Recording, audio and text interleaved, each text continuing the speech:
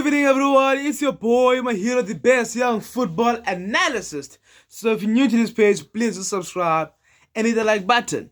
So today's game will be Real Madrid versus Barcelona, Classico derby. It showed to be a derby, a very entertaining derby.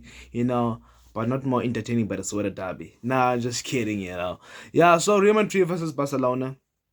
A lot of expectations were expected in this game, and it did deliver.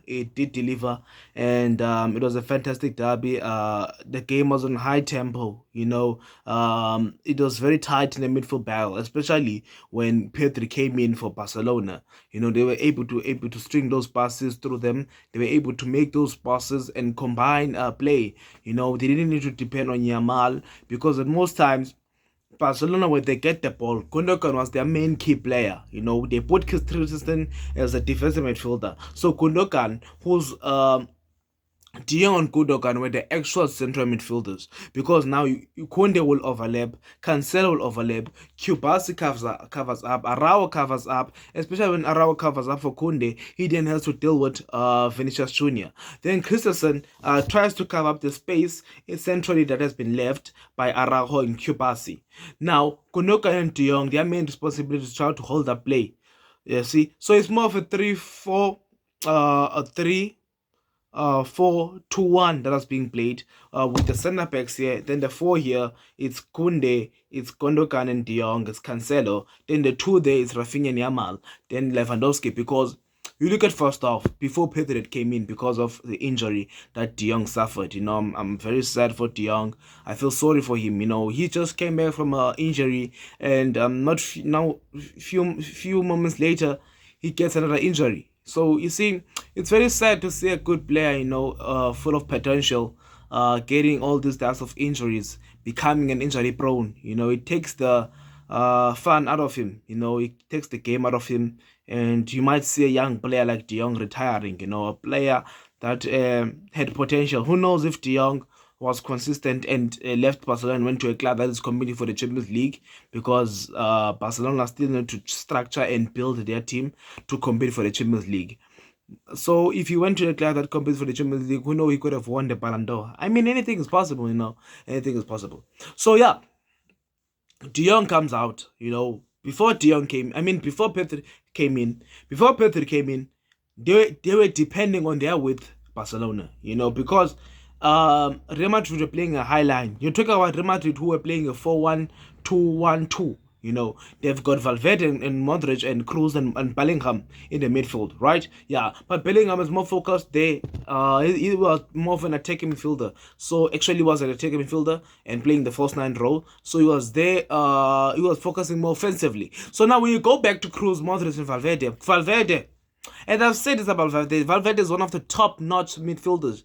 And when I was comparing my best lineup between Barcelona and Real Madrid, I said Valverde is better than De Jong. And I'm not gonna classify why, because Valverde is a top-notch midfielder. He can play 6, he can play 8, he can play 10, he can play even right back. He can play winger. He can even play false 9. That's a type of he can play in various positions. So you see, you can really depend on a player like that. That's why I say he's better than Frenkie de Jong. Those are one of the reasons. So now you've got Kroos. Kroos's main aim. Real Madrid made a mistake by putting Camavinga left back. They made a mistake. Sometimes Camavinga does perform left back, but at this point he was completely out. Yeah. ماذا فعلت يا كانسيلو يخسر الثنائية. الدفاع الكتالوني يغلق في الثنية، وكارلو أنشيلوتي ترجع له البسمة على الطريقة الإيطالية. أي كلاسيكو مجنون، أي كلاسيكو بفنون. شنو البرازيلي يمشي يحط الكرة، تعادل، جول. التعادل من البرازيلي في هدفه رقم 13 في هذا السيزون برقصة للسامبا هنا في قلب مدريد. Okay, so yeah. So it was a bad decision to put in Camavinga, because at the end of the day it cost them. Camavinga played well against Man City in the midfield. Why don't you put him in the midfield again? You know, you could have maybe take out Cruz and put Camavinga as the defensive midfielder, because you've got Vasquez, you've got Rudiger, you've got Camavinga, you've got Tchouaméni. Sometimes Tchouaméni was enrolled when Cruz is trying to cover up for Camavinga, because Cruz was the one covering up for Camavinga. So Tchouaméni was then playing that sixth role when Cruz has moved to cover up for Camavinga. So I don't see the reason why to put Camavinga. Should have put the right full left back, which is Ferland Mendy. You know, because at the end of the day, as I've said about Barcelona were playing with De Jong and Gundogan, but mostly with Gundogan. Gundogan was moving all around in the midfield. He was moving all around. He was there. He was there. He was there. He was playing as a central attacking midfielder. He was playing as a central midfielder. He was playing as a defensive midfielder. You know, he was playing all around the midfield. He was giving problems to the midfield of Real Madrid. So every time when he gets the ball, he's most times they didn't strangle to Rafinha.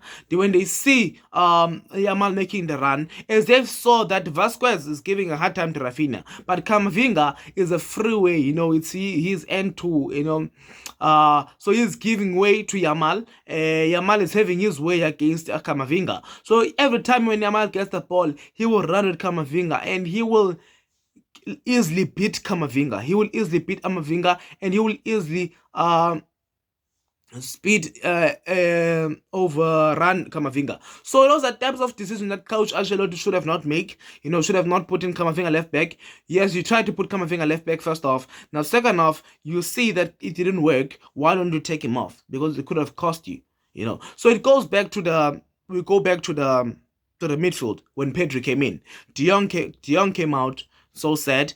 Pedri came in, which was a good sub. It was a good sub. Pedri changed the game, you know. The reason Barcelona were able to maintain ball position is because of Pedri. Because they were able to maintain 54% ball position, while Real Madrid only maintained 46% ball position.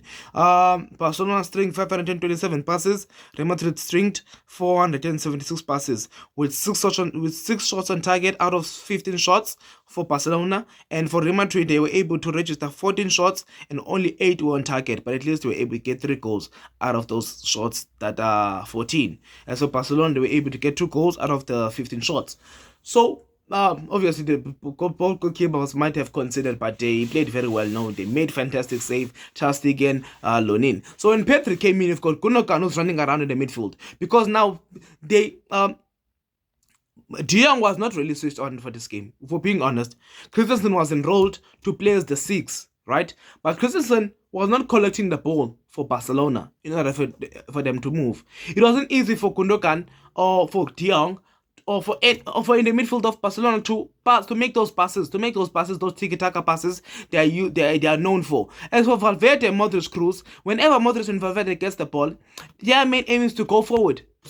That's why you wouldn't see them stringing much passes, because they'll make Modric will just carry the ball, Valverde will just carry the ball, make passes, then get inside the box. So that was their main aim, to try and find Vini and Rodrigo. So them two, they were trying to use their pace to use Vini to their advantage, because Rodrigo, and every time he gets the ball, he's just trying to cut in and try to get a shot, or he's trying to dribble, then try to find Vini. You know, so their main aim was to try to find Vini, or try to find Vasquez, or to try to find Camavinga, their fastest players on the field.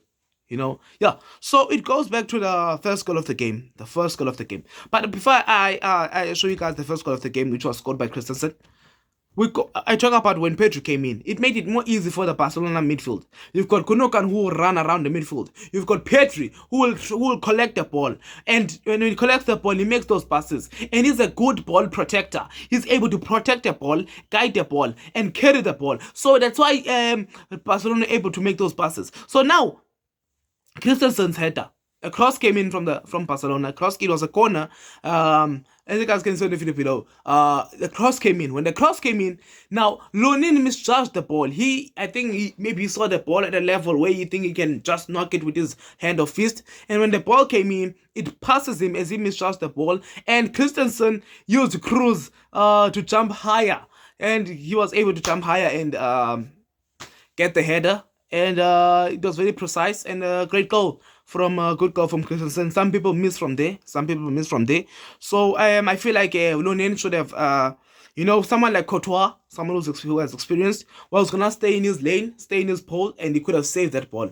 So he should have stayed in his lane, but that didn't drive Real Madrid down. That didn't drive Real Madrid down because Real Madrid were able to get a goal before before second half.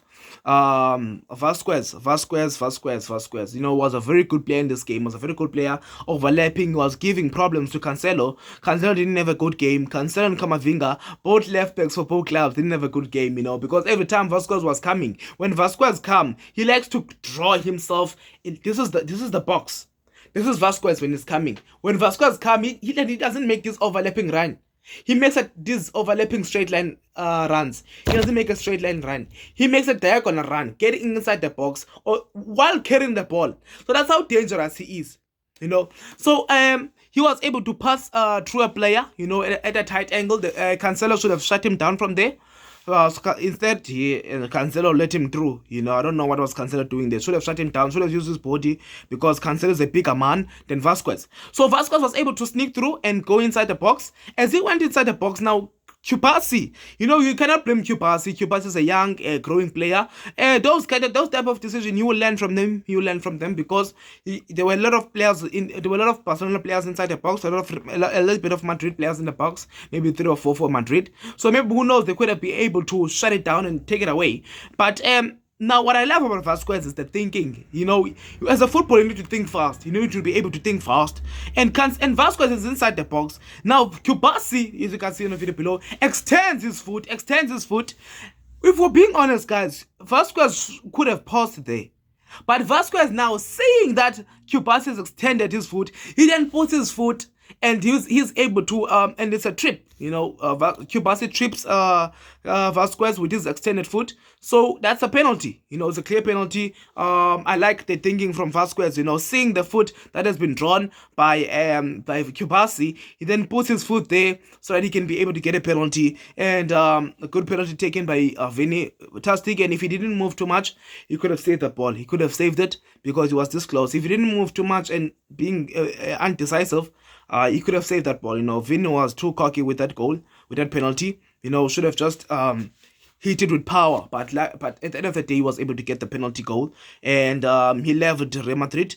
But at the end of the day, Vinicius Jr. got his goal, but this was not his best game. This was not his best game. We know Vinicius Jr., but we all know that how Vinicius Jr. always struggles against Araujo. He always struggles against Araujo. Araujo always have his way against Vini. But at the end of the day, Vin was able to get a goal. But it's not a goal; it's a penalty goal. So in the penalty, he was able to get a penalty and scored the penalty. Vasquez got the penalty for the team, and Vinicius Jr. scored it. And what I don't like about Vinicius is his attitude. He's got a bad attitude. He's got a bad attitude. Coach Ancelotti subs him off and puts in Joselu. When Coach Ancelotti puts in Joselu, he's got a reason. He's got a reason for putting in Joselu, because at the end of the day, Joselu was the reason why Jude Bellingham scored, because that's a trickery what Joselu did. When Joselu tricked the defender in thinking that he's gonna shoot it, the defender thought he was gonna shoot it, gave space for Bellingham, and Bellingham shot it, and it was a goal. So yeah, it was a good decision made by Coach Ancelotti. At the end of the day, it benefited the team. So it goes about when Real Madrid considered their second goal, then they were down again, and the score was 2-1. Now, the Lamine Yamal, who was absolutely brilliant in this game, but my man of the match was surely Vasquez. Performance defensively good, offensively good, much way good, offensively. He was not making straight lines run. He was also making diagonal runs, which made him dangerous, which made him more dangerous. And the defense of Barcelona on the left-hand side was very shaky when Vasquez is coming in. So yeah, the second goal for Barcelona in the game came from Lopez. It was a rebound. Now, I want to talk about the phase. Guys, as you guys can see in the video below, Lamine Yamal was able to get the shot. He was trying to curl the ball, and Lunin sets it back on play. What Lunin could have done there? Tried to put it sideways. But again, he was supposed to try to pay it on the side, but he puts it back on play. As he puts it back on play, now phase 2 is that as defenders, if Lunin saves the ball, we are supposed to take out this ball, react fast. But instead, it's the Barcelona players who did it first. At the end of the day, also Rafinha kind of distracted the goalkeeper when he made that run.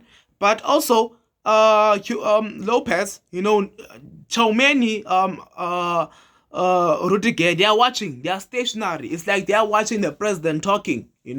So the defense of Real Madrid let Lunin down, but also Lunin let himself down. He could have paired the ball on the side. I know that Rafinha might have distracted him and took his vision away from the ball. But as a goalkeeper, you need to be always ready. You need to always be alert. So I feel like you are supposed to pay it away, pay it on the side.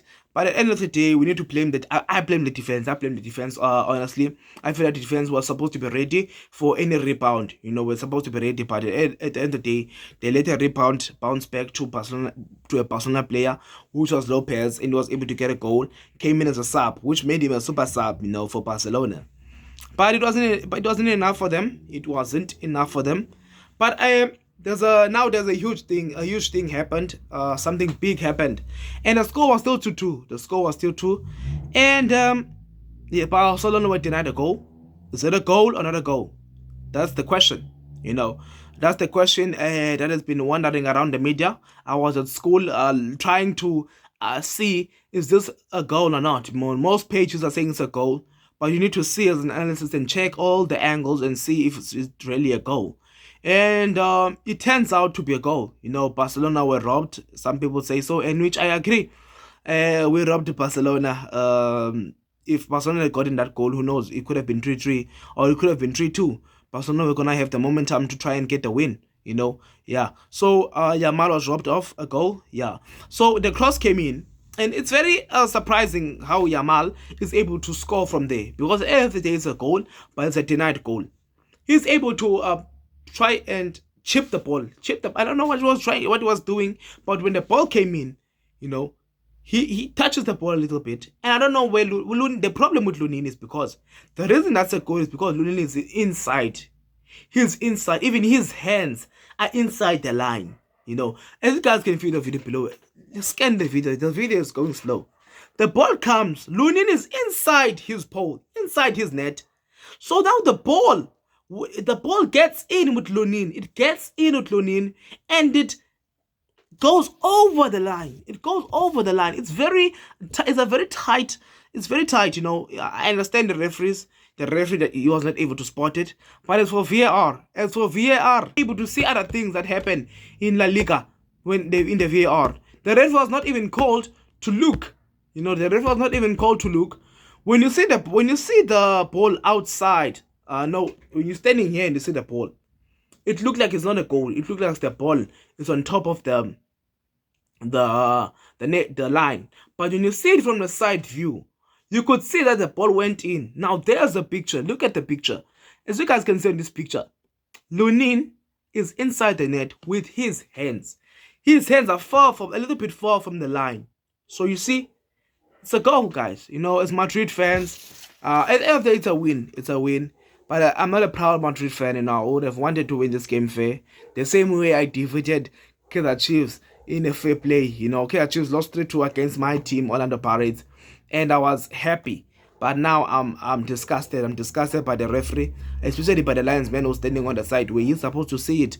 That's your job as a linesman. But I don't blame the referee, but because we're gonna be honest, at that angle he's standing in, he cannot see whether it's a goal or not. He depends on VAR.